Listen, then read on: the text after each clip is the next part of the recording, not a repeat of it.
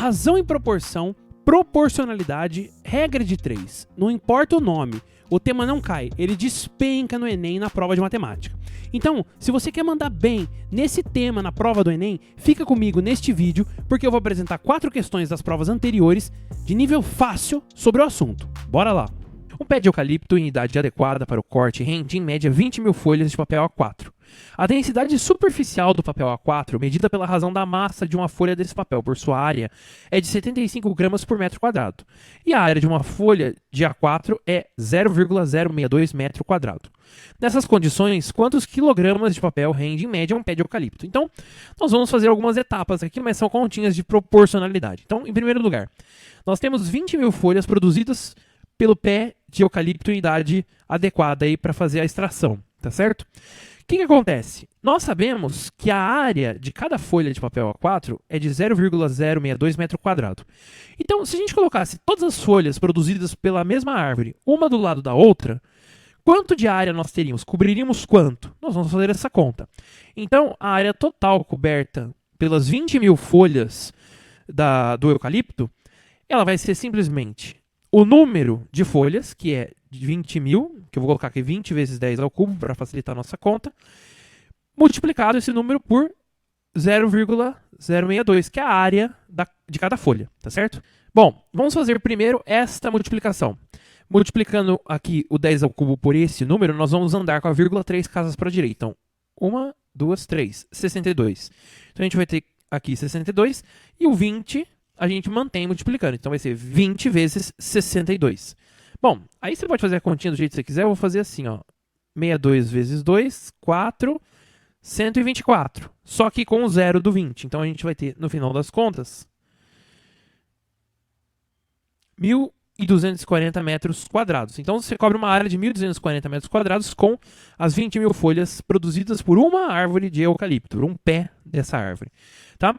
O que acontece agora? Nós vamos ver qual é a massa. A gente sabe que a razão entre a massa do papel A4 e a sua área é de 75 gramas por metro quadrado. Então agora a gente faz uma regra de 3 simples, né? Olha só.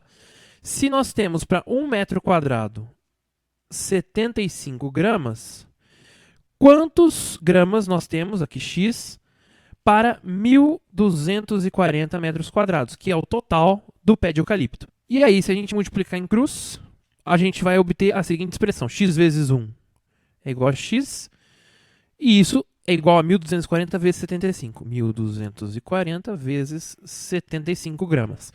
Bom, isso aqui vai dar em gramas, né? Qual é o valor? Isso aqui, fazendo a continha, vai dar 93.000 gramas de papel. 93.000 gramas. Só que a resposta ele quer em quilograma. Bom, 93.000 gramas é a mesma coisa que 93 quilogramas. Então a resposta, evidentemente, está na alternativa E da questão. Um pintor cobra R$240 por dia de trabalho, que equivale a 8 horas de trabalho num dia.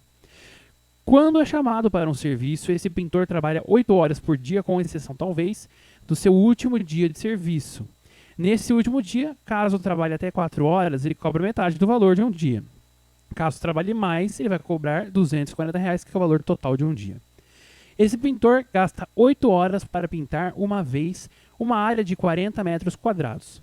Um cliente deseja pintar as paredes de sua casa com uma área total de 260 metros quadrados. Ele quer que essa área seja pintada o maior número possível de vezes para que a qualidade da pintura seja a melhor possível. O orçamento desse cliente para a pintura é de R$4.600. Quantas vezes no máximo as paredes da casa poderão ser pintadas com o orçamento do cliente? Muito bem. Um dia de trabalho do pintor equivale aqui a 8 horas. E este dia custa R$240. Exceto no último, que ele dá um descontinho. Se chegar na metade, ele cobra metade. Se não, se passar um pouquinho, ele cobra o dia inteiro, tá bom? Mas olha só, ele leva 8 horas para pintar uma vez uma área de 40 metros quadrados. E a área necessária aqui, a área que vai receber essa demão, é de 260 metros quadrados. Significa, então, que se a gente pegar o 260 e dividir pelo 40, isso aqui dá 6,5. E o que significa? Significa o número de dias, já que são 8 horas, né? Estamos falando de 8 horas e um dia de trabalho equivale a 8 horas. Então 6,5 aqui corresponde ao número de dias que o pintor leva para completar esse trabalho uma única vez. Tá bom, qual é o valor total? Eu pego 6,5 e multiplico por quem? Por 240. Esse 0,5 que está aqui dentro do 6,5, quando ele multiplica por 240, vai dar 120, que é a metade. Lembra, ó, no último dia de trabalho, caso ele trabalhe apenas metade, ou seja, 4 horas, ele vai cobrar metade do valor. Então essa conta vai fornecer para a gente o valor total que o pintor ganharia se pintasse apenas uma vez aquele recinto.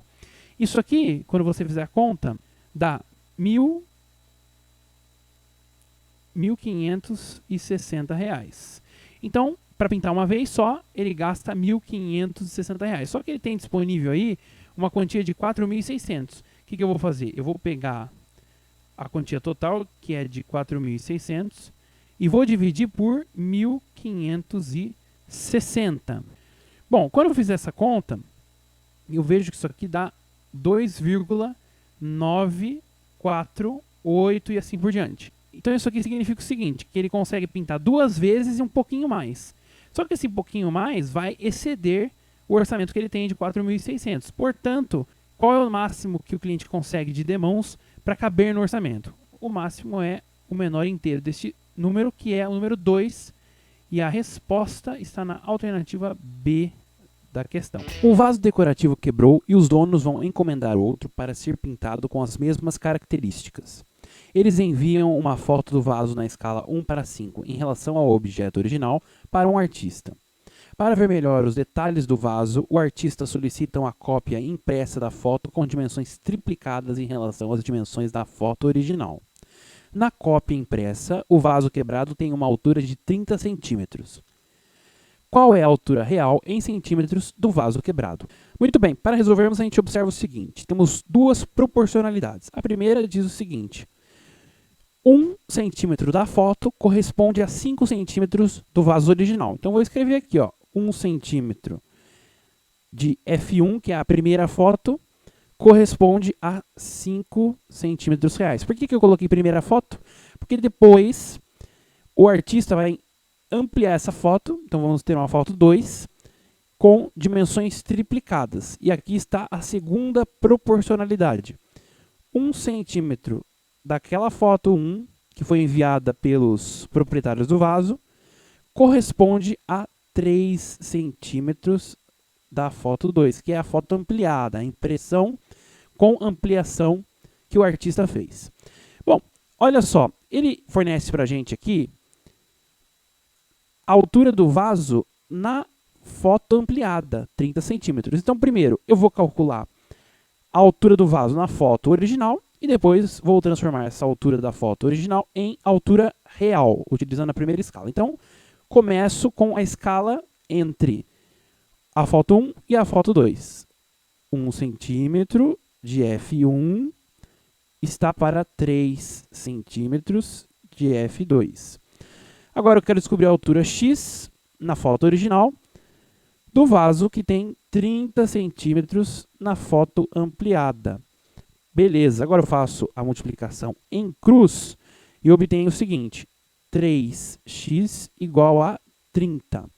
Bom, fica x igual a 30 sobre 3. Isso aqui dá exatamente 10 centímetros na foto 1. Beleza. Agora que eu tenho a altura na foto 1, eu posso calcular a altura real. Então a gente lembra que 1 centímetro da foto 1, que é a foto original, corresponde a 5 centímetros reais. Agora, 10 centímetros da foto 1 correspondem a quanto? A uma altura H. Bom, a gente multiplica em cruz, então fica H, que é a altura original do vaso, é igual a 10 vezes 5. Isso aqui dá 50 centímetros reais. Isso aqui corresponde à alternativa C da questão. A lei da gravitação de Isaac Newton estabelece a intensidade da força entre dois objetos. Ela é dada pela equação F igual a Gzão vezes M1 vezes M2 sobre D², sendo M1 e M2 as massas dos objetos, D a distância entre eles, G a constante universal da gravitação e F a intensidade da força gravitacional que um objeto exerce sobre o outro. Considere um esquema que represente 5 satélites de mesma massa orbitando a Terra. Denote os satélites por A, B, C, D e E, sendo esta a ordem decrescente da distância da Terra. A, o mais distante, e E, o mais próximo da Terra. De acordo com a lei da gravitação universal, a Terra exerce maior força sobre o satélite. Então vamos resolver a questão. Ela não é uma questão de física, é uma questão de matemática. Eu coloco F como Gzão, M1, M2 sobre D². Muito bem. Eu vou reescrever isso aqui mudando algumas coisinhas. Mantenho o Gzão, que é a constante universal da gravitação. Não é o Gzinho, que é geralmente a aceleração da gravidade, que é diferente, são coisas diferentes. Agora, olha só, eu vou chamar o M1 de M1T, que é a massa da Terra. E o M2 eu vou chamar de M apenas. Por quê? Porque todos os satélites têm a mesma massa. Então, é sempre mt vezes m, tá? E a gente vai dividir aqui por d ao quadrado. D vai ser a distância entre o satélite e a Terra, tá bom? Ok.